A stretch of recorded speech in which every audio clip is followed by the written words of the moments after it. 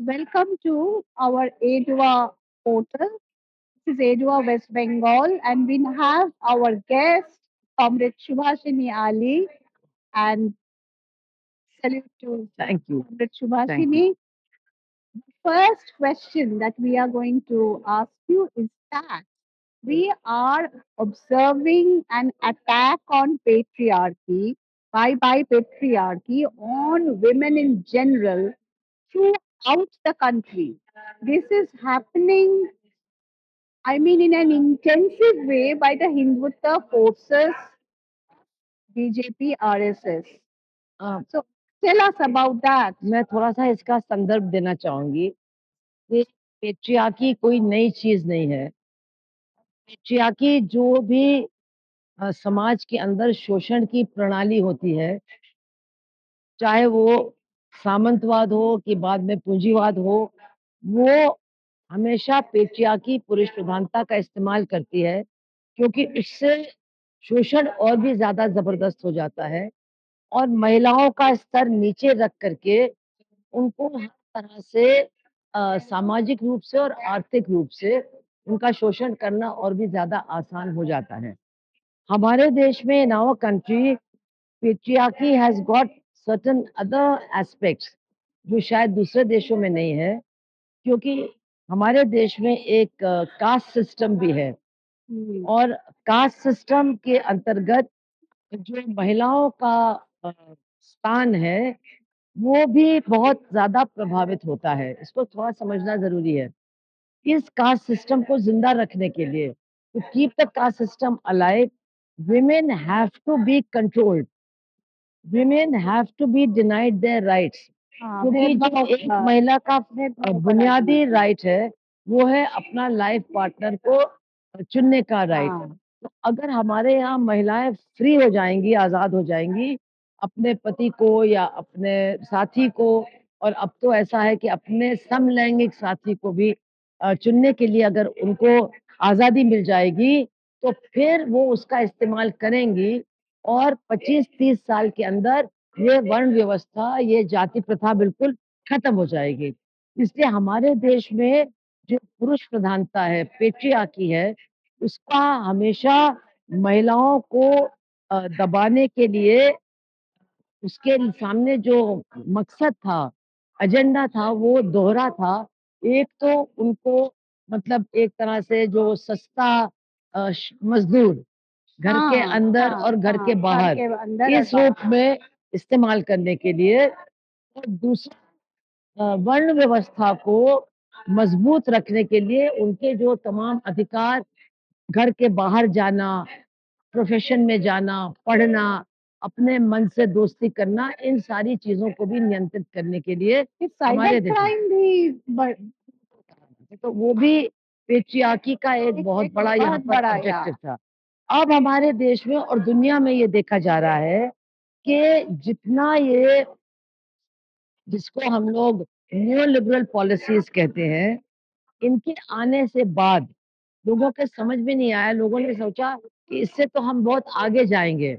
लेकिन उनके ये समझ में नहीं आया कि ये जो नव उदारीकरण हुआ है, ये ख़ास तौर से समाजवादी ताकत का कम होने के बाद, साम्राज्यवादी ताकत के और भी ज़्यादा मज़बूत होने के बाद, ये नव उदारवादी नीतियों को पूरी दुनिया में लागू किया गया है। और इनके चलते क्या होता है, और भी ज़्यादा शोषण हो रहा है। और भी ज़्यादा शोषण जब होगा, तो जो सबसे कमज़ोर लोग हैं, उनका सबसे ज़्यादा शोषण बढ़ेगा। औरतों का शोषण और भी ज़्यादा बढ़ेगा। हाँ, उसको बढ़ाने के लिए उनके ऊपर हिंसा ज़्यादा होगी, उनके साथ ये साइबर क्राइम्स, ट्रोलिंग ये ट्रोलिंग। सारी चीज़ें भी ज़्यादा हाँ, होंगी। ये देखा जा रहा है कि पूरी दुनिया में और हमारे देश में सोशल मीडिया और ऑनलाइन ऐसी साइट्स हैं, जहाँ पर महिलाओं पर हिंसा करने को बहुत अच्छा कहा जा रहा है, रेप करने को अच्छा कहा जा रहा है।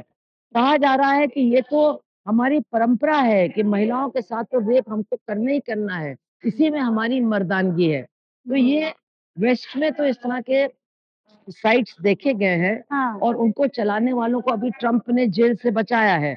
लेकिन हमारे देश में केरला में कुछ लोगों ने देखा कि उनके बेटे के अ, रवैये में, व्यवहार में बहुत चेंज आ रहा था। तो उन्होंने उनका चेक किया कि ये क्या देख रहे हैं फ़ोन के ऊपर। तो उन्होंने देखा कि वो भी इस तरह के साइट्स को देख रहे हैं, जिसमें रेप को ग्लोरीफाई किया जा रहा है, लड़कियों को दबाने की बात कही जा रही है, महिलाओं के अधिकारों से डरने की डर बात कही जा रही है कि हाँ, बिल्कुल इनको अधिकार विहीन किया जाना चाहिए। तो ये भी एक आजकल जो ये नव उदारवाद का एक पूरा सिस्टम है, प्रणाली है, उसका ये भी एक बहुत ही खतरनाक हिस्सा है। so this जो is one way of in which imperialism is acting. तो You see, साम्राज्यवाद उसी के imperialism is acting in alliance in with alliance, all the yes, local yes, of and course, national uh, exploited classes, right. exploiter classes. So all of them have formed a nexus. That is why people in our country, in spite of what Trump is doing against us, they are still praising Trump. In our country, still we are talking about capitalism and capitalism being a great kind of a system. So, in our country, we are part of now the global system of exploitation. That is what neoliberal policies have resulted in. So, naturally, all these things are impacting women even more in our country because we have got the additional problem of greater poverty, greater unemployment, greater Yes, women in and education, Berozgari, and along Berozgari. with that, the whole structure of caste in which Yes. women are imprisoned. So, what is the call of EDWA? EDWA is I would holding also its like to say that um, meeting. earlier on आपने ये कहा था कि Uh, struggles इसके खिलाफ struggles is हो रहे हैं. there. The resistance of women, There are many. because it's not coming in the media, it's not coming That's not. anywhere. I don't agree with you. I It's think. coming, it's coming, but it's not May I just focused. speak? Yes, I'm yes. saying that we don't even look as part of the women's movement.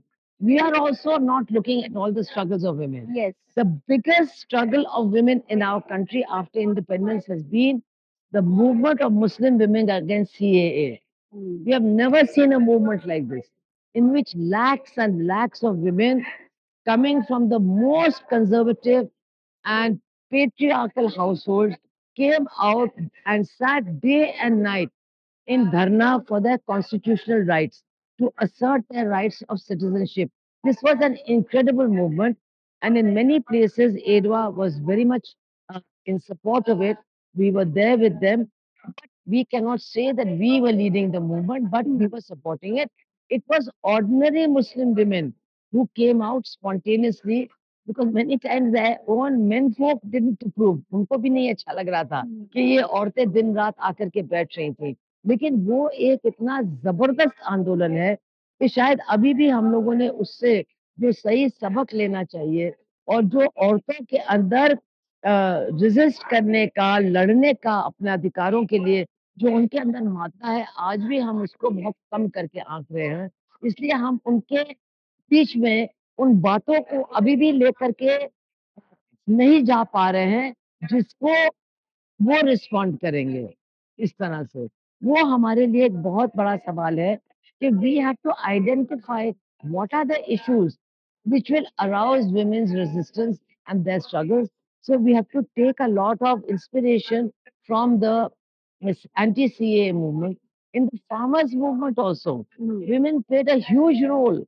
हम लोग जो जाते थे वहाँ border पे, हम लोग देखते थे किस तरह से महिलाओं ने वहाँ आकर के बैठने का काम किया और जो पुरुष 1 साल तक बैठे थे, तो पूरी खेती का काम, पूरे घर को सँभालने का काम, पशुओं को सँभालने का काम, रोटियाँ बना-बना करके वहाँ बॉर्डर पर भेजने का काम, ये तो सब महिलाओं ने ही किया।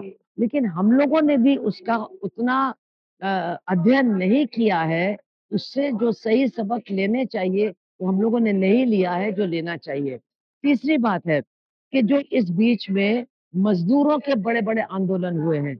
इन मज़दूरों के आंदोलनों में भी सबसे आगे महिला कर्मचारी रही हैं, हाँ, स्कीम वर्कर्स रही हैं team workers. और उनको हम अब तो पूरा ट्रेड यूनियन मूवमेंट मान रहा है कि बिना इनके पार्टिसिपेशन के हमारा मूवमेंट भी बहुत कमज़ोर हो जाएगा.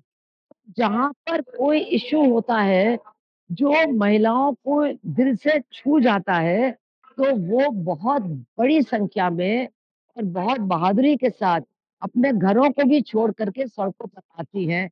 हमको लगता है कि हम लोगों की कमज़ोरी ये है कि हम लोग अभी भी जो हमारे ट्रेडिशनल इश्यूज़ हैं, प्राइस राइज़, पीडीएस, उनको ही ज़्यादा लेकर के चलते हैं और इवन जब हम हिंसा की बात करते हैं, तो हम एक्चुअली अपना फ़ोकस नहीं कर पाते हैं कि किसके ऊपर सबसे ज़्यादा हिंसा हो रही है। ये सही है। दलित दलित महिलाओं के ऊपर और मुस्लिम महिलाओं के ऊपर और अन्य अल्पसंख्यक महिलाओं के ऊपर सबसे ज़्यादा इस सरकार की तरफ से स्टेट वायलेंस हो रहा है और जो अपराधी हैं उनको स्टेट का प्रोटेक्शन मिल रहा है, संरक्षण मिल रहा है। लेकिन हमको नहीं लगता कि हम लोगों ने भी अभी तक इस तरह से फ़ोकस इस एस्पेक्ट पर किया है कि सबसे ज़्यादा वायलेंस किसके ऊपर हो रहा है और किसके साथ हमको सबसे ज़्यादा खड़ा होना चाहिए। Unless we are able to bring these sections into our movement, taking up their issues, how can we sit and complain कि औरतें नहीं आ रही हैं? We have no right to complain. औरतों ने लगातार पिछले 10 साल में लाखों की संख्या में सड़कों पे आकर के लड़ाइयाँ लड़ी हैं। ग्रामीण औरतों ने कर्मचारी औरतों ने और मुस्लिम औरतों ने उनके आंदोलनों से ज़्यादा सीखने की ज़रूरत है और सीख करके जो स्लोगन्स हैं, जो अपना ऑर्गेनाइज़ेशन करने का तरीका है, उसमें भी कुछ बदलाव लाने का काम हमको करना चाहिए। हाँ, वी हैव आल्सो सीन ये जो आरजी कॉर्ड मूवमेंट में भी आपने देखा रिक्लेम मतलब रिक्लेम द नाइन्थ जो मूवमेंट। एक या आज हमारे देश भर में जो नौजवान लड़कियों के दिल में असुरक्षा की भावना हाँ, है, उसको भी हम कैसे उनका साथ दे करके हम कैसे उनको इस मूवमेंट में ला सकते हैं। आपने आरजी कौर मूवमेंट में देखा, जिनका कोई संबंध नहीं था एडवा के साथ, हाँ, वो भी हज़ारों की संख्या में निकल कर के आई और दिन-रात उन्होंने मिছিল में, धरना में और मार भी खाया, पुलिस के साथ भी लड़ी जिनको कोई भी ऑर्गनाइज़ेशन में कोई भी उनका एक्सपीरियंस नहीं था। क्या इश्यू हम उठाते हैं, हम उसके लिए कहाँ तक जाते हैं, ये बहुत महत्वपूर्ण है। choose for the next movement, yes, our movement, the call to women of Bengal and women of the yes. country, call of Edva. तो हम लोगों ने अभी जो हमारी मीटिंग हुई है, उसमें जो हम लोगों ने 2 बातें तय की हैं।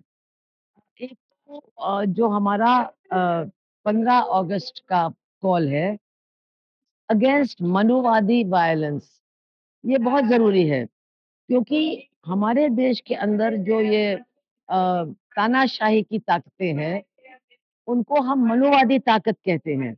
क्योंकि वो उस विचारधारा के साथ जुड़े हैं, जिन्होंने कभी भी हमारे देश के संविधान को नहीं माना था और जिन्होंने 1950 में ही कहा था कि हम मनुस्मृति के आधार पर इस देश का कानून तय करेंगे। तो उसको समझाना अपनी महिलाओं को कि ये ताकतें सबसे ज़्यादा खतरनाक हैं, महिलाओं के विकास के लिए और महिलाओं के अधिकारों के लिए, ये हमें मौका है अभी अपने कैंपेन में। और जब हम मनुवादी वायलेंस के खिलाफ बात करते हैं, तो सिर्फ महिला हिंसा नहीं, बल्कि जो उनके निशाने पर है, माइनॉरिटीज़ और दलित्स, आदिवासीज़ कुछ हद तक, उनके बीच में जाना, उनके इश्यूज़ को उठाना, ये भी हमारे लिए बहुत ज़रूरी हो जाता है। Thank you very much, comrade. So we had a discussion with comrade Subhashini Ali. Thank you very much. Thank you. Thank you.